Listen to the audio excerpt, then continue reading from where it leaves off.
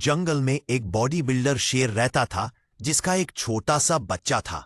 एक दिन कुछ गिद्दर उसके बच्चे को देखकर उसे कैद कर ले गए ताकि शेर से बदला ले सके।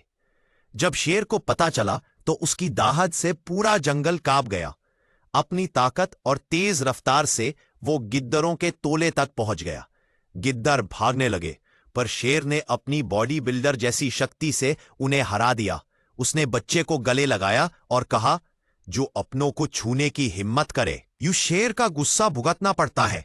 जंगल में सबने शेर की हिम्मत और प्यार की तारीफ की। इस शेर के लिए लाइक और सब्सक्राइब तो बनता है।